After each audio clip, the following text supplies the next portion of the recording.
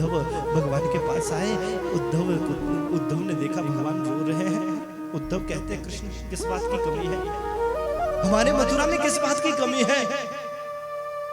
भगवान कहते उद्धव तेरे मथुरा में किसी चीज की कमी ना है, तेरे इस मथुरा में किसी चीज की कमी नहीं, फिर काय को रोते हैं।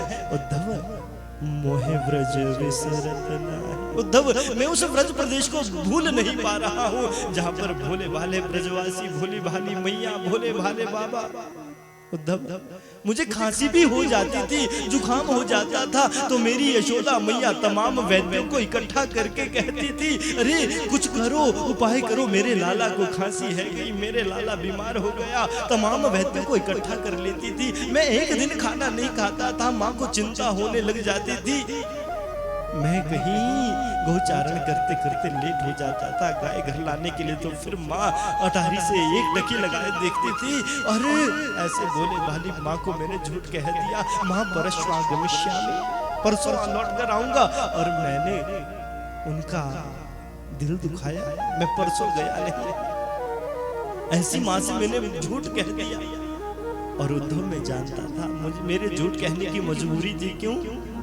बोले अगर मैं परसों का कह करना गया होता तो वो तत्क्षण मर जाते, अगर वो अभी तक जिंदा है तो उस परसों की तलाश में कि परसों कृष्ण आने वाला है।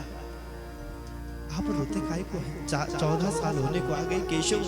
अरे किसी के पति के मर जाने पर उसकी पत्नी 2, 4, 6 सालों में बुला देती है, तुझे 14 साल हो गए केशव, वो कब के तुझे भूल गए होंगे। नहीं नहीं उद्धव, वो मुझे भूले नहीं है। अरे तुम भगवान हो, रोते काय को है? एक बार तू जा तो सही उद्धव, एक बार तू वहां जाकर देख रोना क्या होता है, तू सब सीख जाएगा। उद्धव मैं जानता हूं तू बड़ा ज्ञानी है, बृहस्पति का शिष्य है, तू जाकर अपने वैदांतिक ज्ञान से उन ब्रजवासियों के हृदय में वो ज्ञान प्रकट कर दे जिससे वो मुझे भूल जाए। उद्धव किन शब्दों में कहे कि मैं, उद्धव अपने आप को बृहस्पति का शिष्य मानता है, वेद में पारंगत है, जहत अजहत वाणी से उद्धव जानता है वो व्रजांगनाएं मेरे क्या शब्दों को समझ पाएगी, बोल नहीं पा रहा है। भगवान समझ गए उद्धव तू ज्ञानी है, परंतु ज्ञान का एक अर्थ ये भी होता है सबसे सरल ढंग से समझाने की कोशिश करना, वो जरूर समझ जाएंगे। भगवान से कहते हैं उद्धव जाऊंगा तो केशव जरूर, परंतु 1 घंटा भर रुकूंगा नहीं, 1 घंटा होने से पहले लौट आऊंगा। भगवान कहते तू जा तो सही, 1 घंटा में आएगा या 1 वर्ष में ये समय बताएगा। उद्धव के हृदय पर पीतांबर धारण करवा दिया। अरे केशव इसकी क्या आवश्यकता है? भगवान कहते उद्धव जब अगर तेरे शरीर पर मेरा कोई चिन्ह नहीं हुआ तो तुझसे कोई वहां बात करने वाला नहीं होगा। उद्धव को अपना पीतांबर दिया, उद्धव चल पड़े। अगर वृंदावन की बात करें तो वृंदावन से उस दिन से ना तो चूल्हा जलता है और ना ही कोई उत्सव मनता है। जब से वृंदावन से भगवान गए हैं सब एक ही राह निहार रहे होते हैं, मथुरा वाली रास्ता में बैठ जाते हैं आकर भगवान की प्रतीक्षा में। एक ब्रजवासी वृक्ष पर चढ़ता है, बाकी सब टकटकी लगाए देख रहे होते हैं कब ये कहे कि आज मथुरा की ओर से रथ आ रहा है। जब रात साय काल तक रथ आता नहीं, जाते हैं नंद बाबा के आंगन में उलाहना देते हैं, बाबा तेरे लाला ने आज भी मामते झूठ कही, आज भी उसकी परसों आई नहीं। आज सब ब्रजवासी मथुरा वाले रास्ता में बैठे हैं। प्रभु इधर उद्धव जी का रथ देखा, जो वृक्ष पर चढ़ा हुआ ग्वाल वाल है वो कहता है अरे भैया मथुरा की ओर से रथ आ रहा है। सब उछल पड़े, अरे जरा ये तो देख, ये वही रथ है क्या जिस रथ में हमारा कन्हैया गया था और नजदीक रथ आया। हाँ भैया रथ वही है। बोले इसके ऊपर ध्वजा क्या वही है जो उस समय ध्वजा थी? बोले वो ध्वजा भी उस समय वाली है। सब उछल पड़े, हमारो कन्हैया आएगे। ओ मधुमंगल दौड़ कर गया है, झाड़ियों में छुप गया। किसी ने कहा अरे मधुमंगल तू ही तो रोज कहता था जब लाला आएगा मैं उसको बड़े जोर से गले लगाऊंगा, जब लाला आएगा मैं उसको बड़े जोर से गले लगाऊंगा। अब आ रहा है तो तू झाड़ियों में जाकर छुप गया। मधुमंगल आंसू बहाते हुए कहता है मैं जाऊंगा नहीं। क्यों? बोले जब तक कृष्ण मुझे मनाने नहीं आएगा तब तक जाऊंगा नहीं। बोले तुम तो रूठता रहे, पहले हम तो दर्शन करेंगे। रथ सामने आया कि जब तक और सखा मंडली उस रथ के पास पहुंचती है, मधुमंगल सबसे आगे पहुंच गया। क्यों रे मधुमंगल, तू तो कहता था तब तक आऊंगा नहीं जब तक वो मनाएगा नहीं। फिर बोले भैया रूठना मनाना तो बाद में लगा रहेगा, पहले उसको एक बार गले से लगाना है बस। रथ सामने आया, रथ में कृष्ण नहीं है, कोई और है। चारों ओर से रथ घेर दिया। तुम कौन? बोले मैं कृष्ण का सखा उद्धव। ओहो, तुझे भी सखा बना दिया है क्या उसने?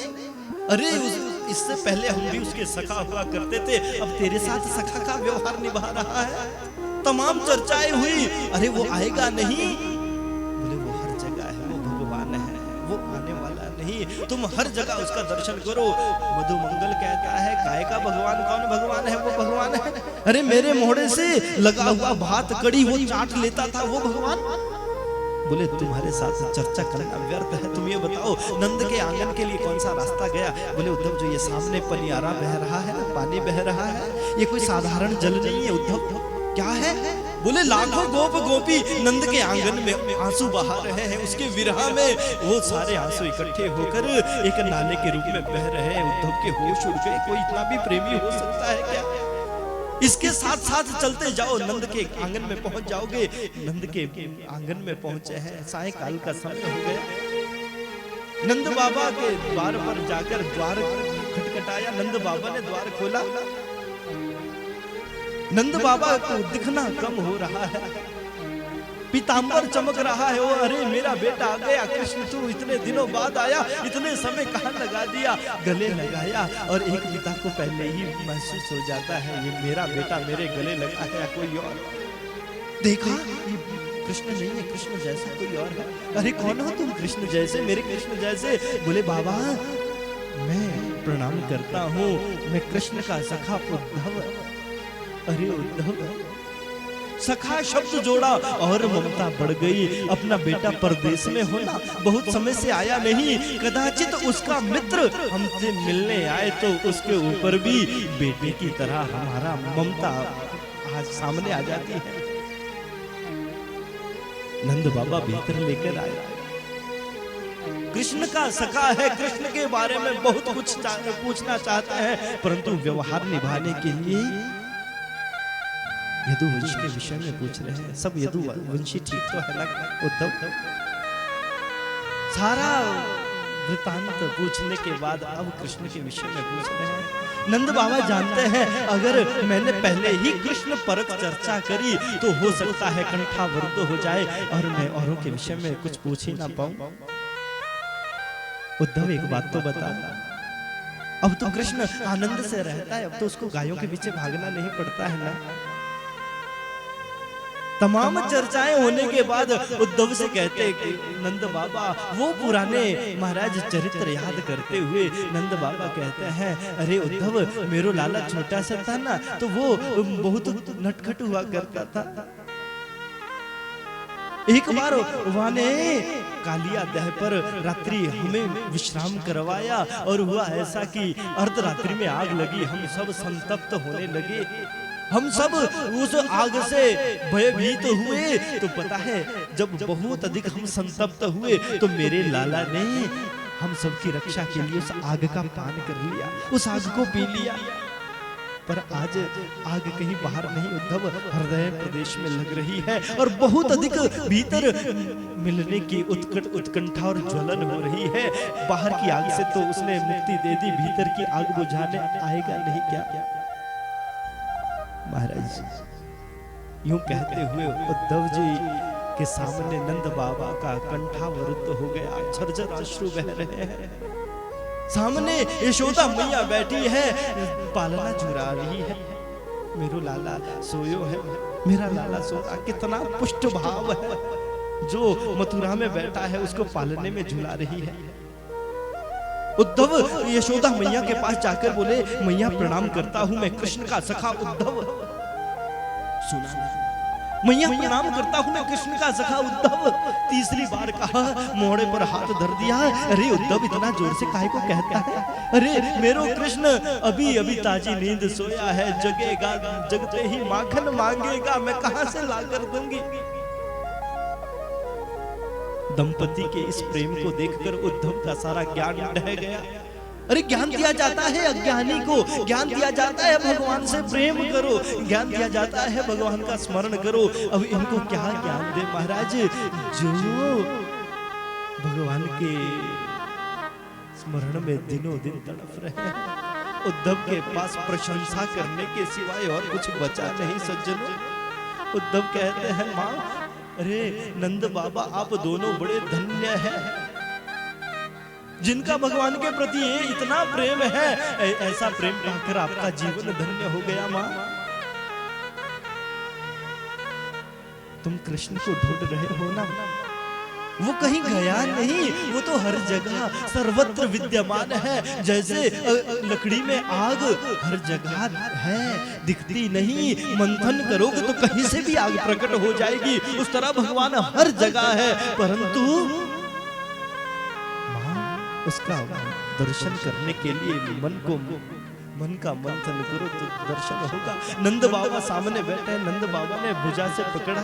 अरे उद्धव तेरे इस ज्ञान का मेरे दिमाग में कोई असर नहीं हो रहा। मैं तो भैया एक ही मोटी सी बात जानू, तू मेरे लाला को भगवान कह रहा है। उद्धव किसी का बेकार बेटा, किसी का बिल्कुल पागल बेटा भी हो तो वो भी अपने माँ बाप के लिए लाडला होता है। ऐसा बेटा भी माँ बाप के लिए लाडला होता है जो निकम्मा होता है। और तू कहता है मेरा बेटा भगवान है, और ऐसे भगवान ऐसे कृष्ण को मैं भूल जाऊं? उद्धव मुझे तो उसके अंदर कहीं से भगवत्ता नहीं दिखाई दे रही है, न जाने तेरे अंदर उसके लिए ऐसी भगवत्ता कहां से आई। उद्धव शास्त्र कहता है भगवान जिसको मिल जाते हैं ना, भगवान उसके सारे भव बंधन खोल देता है। भगवान उसके सब भव बंधन खोल देता है। और मेरी धर्मपत्नी मेरी धर्मपत्नी यशोदा ने तो उसको उखल से बांध दिया। वो कैसा भगवान? अरे भगवान जिसके हृदय प्रदेश में बैठ जाते हैं उसका मन एकदम शांत हो जाता है उद्धव। परंतु वो तो महान नटखट था, सबकी मटकियां फोड़ देता था, सबकी मटकियां फोड़ देता था। तू कहता है उद्धव उसका कोई आकार नहीं, उसका कोई रूप नहीं, तो इन बावरी आंखों को कौन समझाएगा जिसने उसकी रूप सुधा का दर्शन कर लिया है। तू कहता है उसका कोई आकार नहीं, इस उंगली को, इस हाथ को कौन समझाए जिसने उसको चलना सिखाया। उद्धव बात एकदम साफ है उद्धव। कोई पानी के लिए प्यास के मारे अत्यंत आतुर हो रहा है, वो पानी के मारे उसके प्राण निकल रहे हैं, और कोई महानुभाव उसके सामने आकर उसको पानी का ज्ञान दे। पानी कहाँ नहीं है, आकाश में पानी, पाताल में पानी, चारों ओर पानी।